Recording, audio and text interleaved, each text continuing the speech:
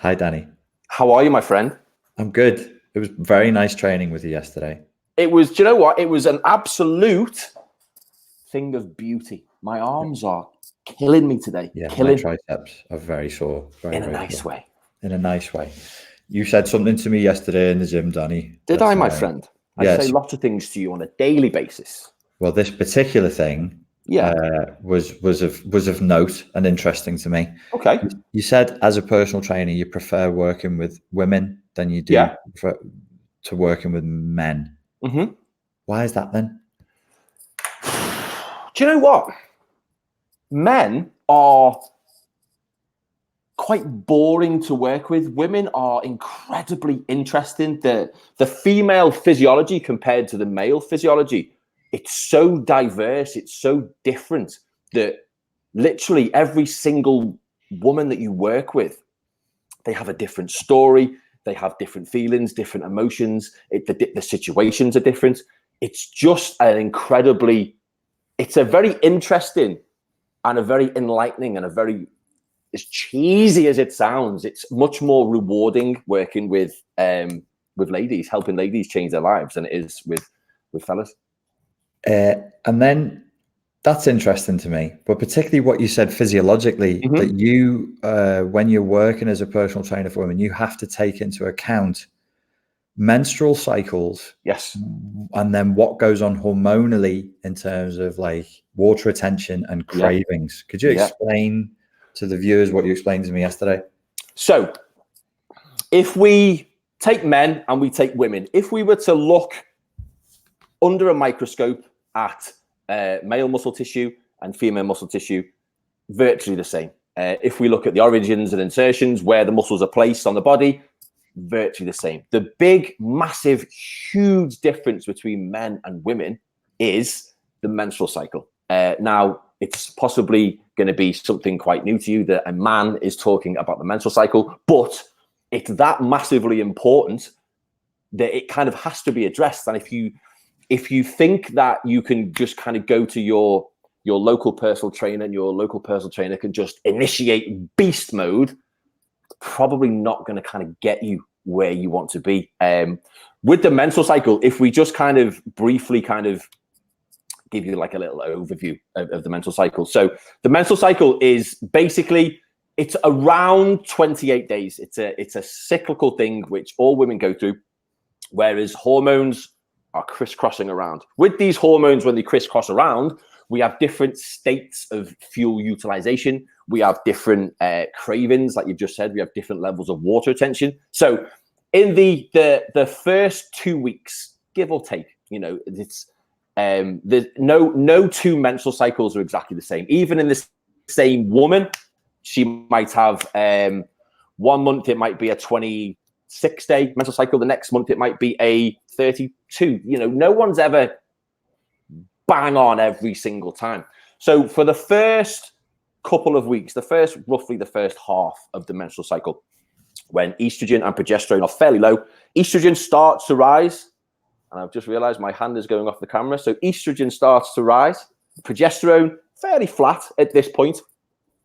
Whilst estrogen is the predominant hormone, the body is in a slightly kind of different position. Estrogen gets a real bad name. It gets blamed for a lot of things, and it kind of couldn't really be further from the truth. Estrogen is it's gonna kind of slightly help you burn fat. I don't like using the term burn fat, but for simplicity, it is gonna help you.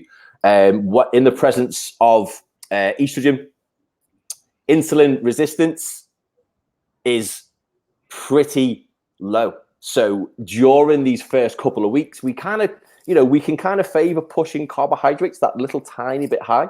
Estrogen, it's mildly anabolic, so it's going to kind of help you build a little bit of muscle. It's also, interestingly enough, it lessens your reactions to stress, which is why if we kind of look at the second half, the luteal phase of the menstrual cycle, as we kind of move towards mid to late luteal, that's when progesterone is high, estrogen is low. Because estrogen is low, progesterone is high, they do the opposite of each other, which is why stress levels are particularly high as we kind of come. You get affected by things that kind of wouldn't normally affect you, and you're like, why? What, why has that done that? It's because estrogen is calmed down. Progesterone is the dominant hormone, so you get your reactions to stress are kind of not as kind of as good as they would be. You are more insulin resistant, which means that your body's ability to handle carbohydrates, to utilize the fuel that we give it, is lessened, which is why for the luteal part, we tend to, not a ketogenic diet, but we tend to favor raising fats ever so slightly and bringing. Sorry, mate. In this pre-menstrual phase, the 2 weeks, that's called the luteal phase, is it? It's not premenstrual because the menstrual cycle is the entire thing. Oh, okay. So the end of the menstrual cycle, the last 2 weeks, is called the luteal phase. Luteal phase, and in this phase, progesterone goes higher. Progesterone rises as estrogen comes down, and resilience to stress diminishes. Mm-hmm. So I should probably know about this with a mainly female audience working on emotional flashbacks. So if they're in a physiologically different state, they're going to respond to stress differently. Hormonally, it's completely different, yeah. And for you training, you advocate putting more fat in the macros during that higher stress. During the luteal phase, the body does not handle carbohydrates particularly well. Okay. So, which interestingly enough is the time when cravings are incredibly high. Right. So during this time where the body doesn't really kind of handle carbohydrates as well as it does earlier on in the menstrual cycle, this is when the cravings appear. This is when generally people want high palatable foods, high sugar, high fat, comfort foods, chocolate, that kind of thing. So during this period, interestingly enough, your resting metabolic rate will ever so slightly raise by 100 to 300, it's very person dependent, but depending on that, 100 to 300 calories per day, yeah. That's huge. It's not bad. It's not bad. It's quite a good. It's a good time if you can nail the energy deficit. Yeah. It's a good time to make kind of use of this little boost. So however, this is the time when everyone, the cravings are generally higher, people tend to kind of consume 500 or 600 calories a day extra. You smash a pizza, kind of cancelled it all out. You're getting a lot more than your little 100 calorie allowance. Yeah. But it is the fact that it's so much shows you how powerful just the hormonal change is. Absolutely, mate. I'm saying it's huge because resting metabolic rate for most lads you work with, I guess, is probably like mine, about 2000, is it? It's how long's a piece of string? Yeah, personally, at the moment, mine is around the 2000 mark. We're similar. So my RMR is around the 2000. So it can go anything from, I think the average is about 5%. It's from like 3% to 10% or something. It elevates. But you know what? In actually, some women, I've worked with women in the past who show no signs whatsoever at all. They're just kind of straight all the way through. And other women are literally textbook. Weight goes through the roof. Emotions are everywhere. And then 2 days later, they're going, "So sorry about that. I don't really know what happened." So the exact same stress stimulus doesn't give the same response. Yeah. Sorry, you just said something there that actually summed up the whole calorie thing. It's a 5 to 10% increase in resting metabolic rate. Between 3 and 9, 10%. So it's like an average of about your RMR will raise by around 5%. That's large. It's big enough to. Yeah. It's big enough that we can utilize this as a little added extra kind of turbo boost. It sounds ridiculous. That we can use when we're kind of looking at kind of burning that little tiny bit more fat, if we can get a grip of the cravings, the chocolate and the pizza, which is incredibly difficult for most women that I speak to. So when you're in this the luteal phase sounds important.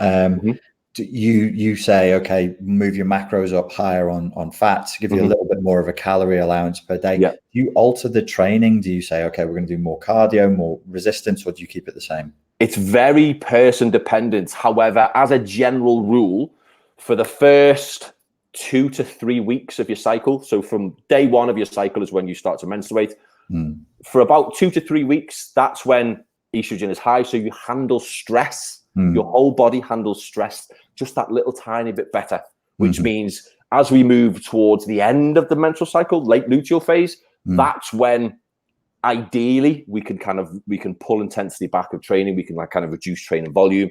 Okay. That is the time where I kind of encourage people to kind of, look after yourself, have a little bit of me time, instead of self-care.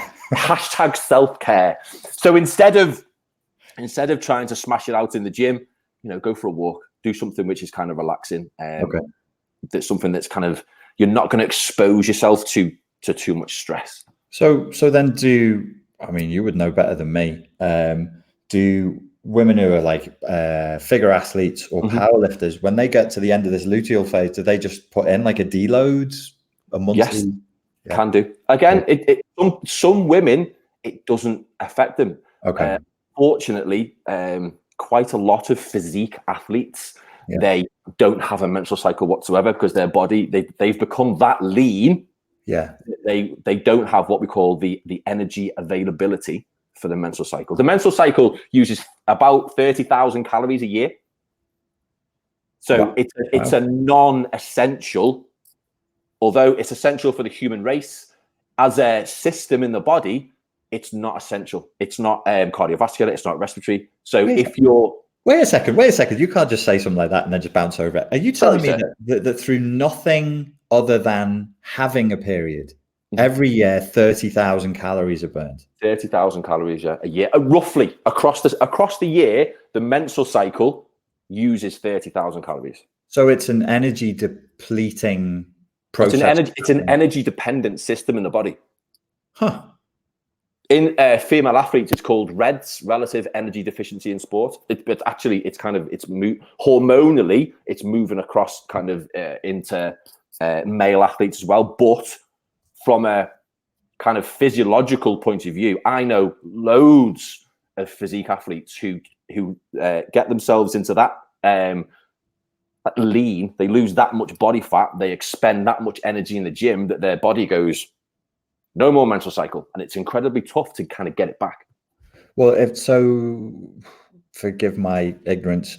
Would that mean that they could not conceive at that point if they're extremely at that lean? point? Yeah, if you don't have a menstrual cycle, the menstrual cycle is based around ovulation. It's based around in the follicular phase. I'm nearly 42, and I'm having this explained to me by my mate Danny. Danny? Where do babies come from? Stalks. Okay, thank you. Stalks. They carry them in nappies in their thing, and that's where they come from. Okay. I'll tell you the big boy stuff later. If female athletes were super lean, they put themselves into a state where their bodies wouldn't be able to conceive. I didn't. Because they don't. No, because the menstrual cycle is energy dependent and non-essential for life, as in the person's life. It's not your cardiovascular system. It's not your respiratory system. It's not your central nervous system. If you don't have enough energy available after your training, after the energy you expend during training, after the energy you expend living, if it's not got the energy to do it, then it won't do it. So it just goes by menstrual cycle, and it takes a long time for it to come back. Ladies and gentlemen, I met Danny 20 years ago in a kickboxing class run by Gary Tandland in Birkenhead. And then we worked on the door together in a place called the Living Room on Victoria Street, Liverpool. And now 20 years later, he's explaining to me how the menstrual cycle works and how it affects training and nutrition. But this is when you were telling me yesterday, I was like, I'm getting a lot of information here that I probably should know, because it is relevant to the work I'm doing as well. Like, absolutely, yeah. Because you've worked with a lot of the people that follow my stuff, so you're working with clients. Still do with clients who have. So whilst you're not, CPTSD, you're not a CPTSD person, you're familiar with the issues that they go through. This would mean, probably some accounting on my part for this monthly, you're saying the tail end of the luteal phase is somebody with CPTSD is going to be particularly vulnerable to emotional flashbacks. Mid to, obviously it's incredibly person dependent, but if we were to kind of wanting to pigeonhole it and give someone the absolute best chance, this is what happens then, this is what happens then, let's reduce this here and increase this here to kind of, to give you, if you can give yourself 5 or 10% better chance of achieving your goals by manipulating certain things around certain times of the menstrual cycle, then you're onto a winner, really. It's an interesting coincidence that came up when we were chatting yesterday in the gym, because the night before I'd done a Q&A and somebody mentioned about food and dieting and New Year's resolutions and all that. And I was saying, well, really it's about how you communicate with yourself and your own personal relationship with yourself. As we've discussed many times, it's extremely intimate, isn't it? Like how you eat, how you comfort yourself, what food you put in your mouth. So intimate. But this is like there is a psychological element to what you do with people, isn't there? Because you have to convince them to alter this extremely intimate thing that they're doing. Yeah. See, the thing with food governs so many kind of social situations, so many relationships, so many emotions. We need food. It's the centerpiece of our lives, basically. So yes, we absolutely know categorically that a calorie deficit is required. However, it's when you work with real people in real situations, non-athletic populations, mums, dads, people with kids. Me, I've got 2 little boys, so sometimes it's not an option to just eat chicken and rice. If you're going out for a meal, you don't want to go put your hand up and go, I can't, I'm on a diet. Yeah. So we need to kind of. I do, Danny. I don't give a fuck. I just do it. Me. I tend to find as soon as you tell someone you're on a diet, this is quite sad, really. As soon as you say to people that you are on a diet or you are trying to improve your nutrition, they will start to go, have a donut. Go on. And it's almost like, because you have decided that you are not happy with your current situation, they are jealous of the fact that you have kind of stood up and gone, right, something needs to change here. So they're kind of pushing their guilt almost, or their insecurities, and they're wanting you to fail, which is a lot of the times I say to people, don't tell anyone. Don't tell anyone. Just do what you do. Like, and then a tribal instinct to keep from leaving. And then in 2 months' time, when they go, what's different about you? And you can go, oh yeah, well, I've changed a few things, and I've lost 2 or 3 stone. I didn't know you're on a diet. Yeah, well, I kept it to myself, and here I am. So is your advice usually for people to just not say anything? As soon as you make an issue of it, it is an issue. If you just go, right, I'm going to do this, this, and this. I am going to talk to Danny, and we are going to arrange an energy intake, an energy allowance for the day, and I'm just going to go, right, quietly stick to it. I'm quietly going to increase my protein. I'm quietly going to increase my fruit and veg, increase my water intake. I'm not going to make a big thing of it. I'm not going to have a diet shaker on my desk, and I'm not going to have a t-shirt on going, I'm dieting. Keep it to yourself, keep it under the radar. And that's, in my experience, that's the best thing. You'll get people on social media posting, I'm hungry and I'm this. You're just inviting people to push you and to pressure you and to try and make you fail, which is sad, I think. Yeah, you definitely don't want to do that. No. Well, I've enjoyed mansplaining this, especially me and you doing it, because mansplaining. That's what people are going to say. They'll be like, this is mansplaining. Yeah. It's really like, I just found it fascinating what you were telling me about the cycle. It is, and that's why I enjoy working with women so much more than men. It's so diverse. It's so different to male physiology and female physiology. Yeah. It's like most days I'll get clients messaging me, or I'll get people going, oh my God, I can't believe I've been doing this, or I can't believe this has happened. And it's, you know, it's nice. You enjoy it.